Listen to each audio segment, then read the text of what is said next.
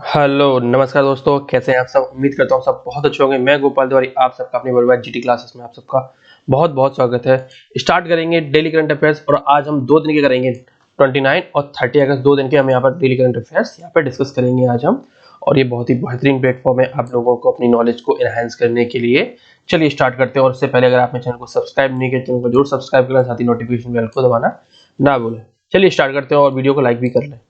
चलिए आज का पहला क्वेश्चन है कि असम में जो सशस्त्र बल है उसको विशेष शक्तियां जो देता है अप्सपा, जिसे बोलते हैं arm forces special protection act बोला जाता है, को कितने महीने के लिए बढ़ा दिया गया है। कहां पर? असम में। तो कितने महीने के लिए बढ़ा दिया गया है? तो ये बढ़ा दिया गया है 6 महीने के लिए, इसको और एक्स्ट्रा बढ़ा दिया गया है 6 महीने तक। और यहाँ पर आर्म फोर्सेस को स्पेशल पावर दे दी गई है। राष्ट्रीय शिक्षा नीति को लागू करने वाला पहला राज्य कौन सा बन गया है? अब देखिए, जो एनआरए था, नेशनल रिक्रूटमेंट एजेंसी, उसको लागू करने वाला पहला राज्य बन गया था मध्य प्रदेश। और जो राष्ट्रीय शिक्षा नीति है उसको लागू करने वाला पहला राज्य बन गया है कौन सा? तो वो बन गया है कर्नाटक। जिस आईआईटी संस्थान ने शिव नादर विश्वविद्यालय के सहयोग से, मैं ये क्वेश्चन पहले भी आपको नोट करवा चुका हूं कि कौन सा आईआईटी है संस्थान से शिव नादर विश्वविद्यालय के सहयोग से पर्यावरण के लिए अनुकूल लिथियम बैटरी को विकसित किया है। इससे क्या होता है, ज्यादा पर्यावरण की हानि वगैरह होती माइनस की होती, ज्यादा नहीं होती है, बिल्कुल पर्यावरण के अनुकूल है। तो ये कौन सा है? आईआईटी बॉम्बे ने किया है। और शिव नादर विश्वविद्यालय कहाँ पर है? तो ये देखने को हमें मिलता है उत्तर प्रदेश के नोएडा शहर में देखने को मिलता है। और नोएडा शहर की बात की है तो दादरी में देखने को मिलता है। इंग्लैंड का कौन सा ऐसा दिग्गज गेंदबाज है जिसका नाम है जेम्स एंडरसन है? उसने अंतरराष्ट्रीय क्रिकेट में कितने विकेट लेने वाले कहीं ना कहीं विश्व के पहले गेंदबाज बन गए हैं। तो इन्होंने अभी हाल ही में 600 विकेट कंप्लीट किए हैं, वो भी पाकिस्तानी के खिलाफ। और आप देखिए, मुथैया मुरलीधरन कहीं ना कहीं इस लिस्ट में पहले नंबर पर है। और सेन वॉन और अनिल कुंबले, ये तीनों स्पिनर है। लेकिन जेम्स एंडरसन है वो 600 विकेट लेने वाले कहीं ना कहीं विश्व के पहले तेज गेंदबाज बन गए हैं। उनके बाद आता है ग्लेन मैकग्राथ का नंबर, और ये मेरे फेवरेट भी है। तो लिस्ट में स्टार्टिंग में 3 है, मुथैया मुरलीधरन, सेन वॉन और अनिल कुंबले, जो इंडिया से खेलते हैं। और ये उनके विकेट है। मुथैया मुरलीधरन ने सबसे ज्यादा 800 विकेट लिए हैं। सेन वॉन ने सबसे सेकंड नंबर पर 708 विकेट लिए हैं। और तीसरे पर अनिल कुंबले ने 619 विकेट लिए हैं। और आई होप जेम्स एंडरसन जल्दी ही अनिल कुंबले को रिप्लेस करके तीसरे नंबर पर पहुंच जाएंगे। शिक्षा मंत्रालय ने शिक्षा के क्षेत्र में सुधार करने के प्रयासों को लेकर कितने भी शिक्षकों को कहीं ना कहीं राष्ट्रीय शिक्षक पुरस्कार के लिए नामित किया है। और इनको 5 सितंबर को कहीं ना कहीं ये पुरस्कार दिए जाएंगे। 5 सितंबर को दिए जाएंगे क्योंकि इसी दिन शिक्षक दिवस पड़ता है, जिसको सर्वपल्ली राधाकृष्णन की जन्मतिथि के रूप में मनाते हैं। तो कितने शिक्षक हैं? तो इन्हें 47 शिक्षकों को कहीं ना कहीं इनके विशेष कार्यों के लिए कहीं ना कहीं सम्मानित किया जाएगा शिक्षा मंत्रालय के द्वारा। यूपी सरकार ने अभी कोरोना को देखते हुए कब तक धार्मिक उत्सव, राजनीतिक आंदोलन और अन्य सभाओं पर पूरी तरीके से बैन लगा दिया है। तो कब तक के लिए लगाया हुआ है? तो ये 30 सितंबर तक के लिए लगा दिया हुआ है कोरोना को देखते हुए। भारतीय जूडो खिलाड़ी हैं दीपांशु बालियान को नाडा के डोपिंग रोधी अनुसंधान पैनल ने प्रतिबंधित पदार्थ फ्यूरोसेमाइड के सेवन के कारण कितने महीने के लिए निलंबित कर दिया है। तो कौन से? दीपांशु बालियान को याद रखना है कि ये जूडो खेलते थे और इन्हें 22 महीने के लिए कहीं ना कहीं सस्पेंड कर दिया। किसके द्वारा किया गया है? तो नेशनल एंटी डोपिंग एजेंसी के द्वारा किया गया है। और इसका जो गठन हुआ था वो 2005 में हुआ था कि खिलाड़ी जो कहीं ना कहीं ऐसे पदार्थ ले लेते हैं जिससे कहीं ना कहीं उनकी स्टेमिना वगैरह बढ़ जाती है या फिर ड्रग्स वगैरह, तो ये सब चीजें प्रतिबंधित हैं। और इनको रोकथाम के लिए कहीं ना कहीं इस एजेंसी का गठन किया गया था। और ये कहीं ना कहीं जो इंटरनेशनल डोपिंग एजेंसी है जिसका हेडक्वार्टर मॉन्ट्रियल में देखने को मिलता है, मॉन्ट्रियल मतलब कनाडा में देखने को मिलता है, तो उसी की तर्ज पर कहीं ना कहीं नेशनल एंटी डोपिंग एजेंसी का गठन किया गया था। और इसके वर्तमान में जो अध्यक्ष वो कहीं ना कहीं सीईओ है, चीफ एग्जीक्यूटिव ऑफिसर है, तो वो है नवीन अग्रवाल। और इसका हेडक्वार्टर हमें नई दिल्ली में देखने को मिलता है। उसका जो मोटो भी है प्ले फेयर, फेयरली खेला है। और इसका जो चेयरमैन रहता है वो कहीं ना कहीं हमेशा मिनिस्टर ऑफ स्पोर्ट्स रहता है, जो अभी वर्तमान में किरण रिजिजू है। देश में खुदाई के दौरान एक 300 मीटर की मूर्ति मिली है, 300 मीटर नीचे मूर्ति मिली है, जो कि 3800 साल पुरानी किरीट देवी की मूर्ति देखने को मिलती है। और ये वो मूर्ति है, ये किरीट देवी की, और ये लगभग 3800 साल पुरानी मूर्ति है। इससे कहीं ना कहीं ऐसी चीजें जब निकलती हैं तो ये साबित होता है कि उस दौरान में भी कहीं ना कहीं मूर्ति पूजा विद्यमान थी। तो ये कहां पर खुदाई में मिली है? तो ये मिली है नेपाल में, खुदाई के दौरान मिली है। केंद्र की तरफ से निर्यात सुविधाओं पर आधारित रैंकिंग में कौन से राज्य को पहला स्थान प्राप्त हुआ है? तो किस राज्य को पहला स्थान प्राप्त हुआ है? तो ये है गुजरात राज्य को पहला स्थान प्राप्त हुआ है। निर्यात कहीं ना कहीं जो सर्विसेज है उनको कहीं ना कहीं एक्सपोर्ट करने के आधार पर जो रैंकिंग केंद्र सरकार ने जारी की है, उनमें गुजरात राज्य को कहीं ना कहीं पहला स्थान प्राप्त मिला है। राष्ट्रीय खेल दिवस कब मनाया जाता है?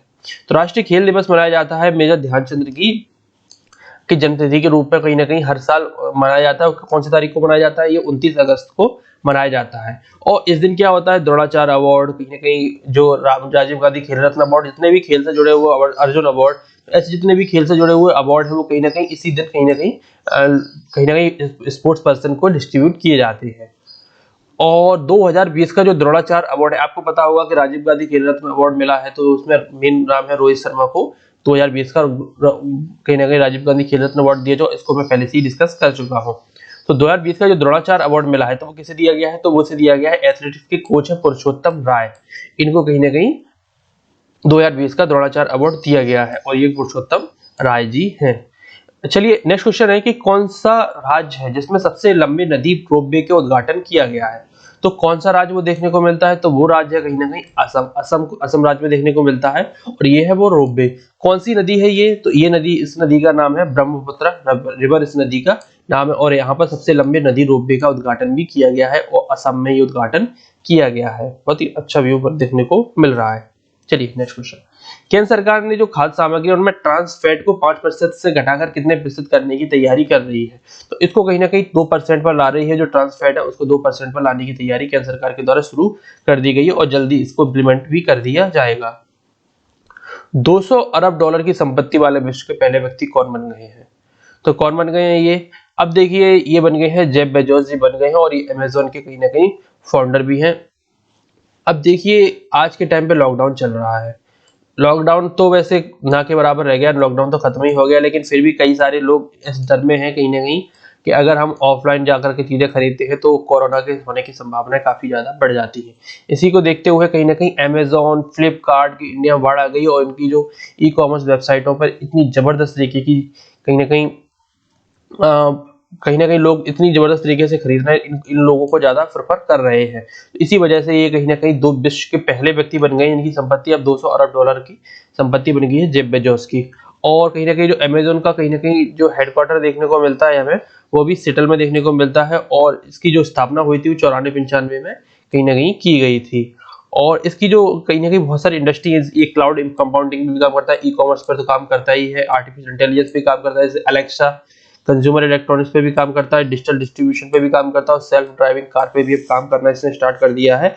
ये कहीं ना कहीं जो सेल्फ ड्राइविंग कार है, मतलब जो रोबोट कार है, उन पे कहीं ना कहीं काम करना स्टार्ट कर दिया और जल्दी ही इन पर भी महारत हासिल होने की संभावनाएं है। और अगर स्पेसिफिक डेट पूछा जाए तो 5 जुलाई 1994 को कहीं ना कहीं इसको बनाया गया था वॉशिंगटन में, यूनाइटेड स्टेट। ये वॉशिंगटन डीसी नहीं है, वॉशिंगटन है, वहां का एक अलग से राज्य है। उत्तर प्रदेश सरकार ने एस के भगत को हटाकर किसे नया गृह सचिव नियुक्त किया है? तो किसको गृह सचिव नियुक्त किया गया है? तो ये किया गया है तरुण गोवा को नया गृह सचिव बना लिया गया है उत्तर प्रदेश में। केंद्र सरकार ने मानसिक स्वास्थ्य पुनर्वास के लिए जिस हेल्पलाइन सेवा की शुरुआत की है तो उसका नाम क्या है?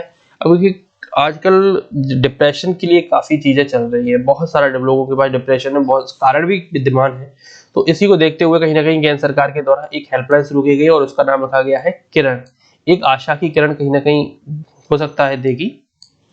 तो इसको देखते हुए केंद्र सरकार ने ये शुरू की है किरण नाम की एक मानसिक स्वास्थ्य पुनर्वास के लिए हेल्पलाइन सेवा।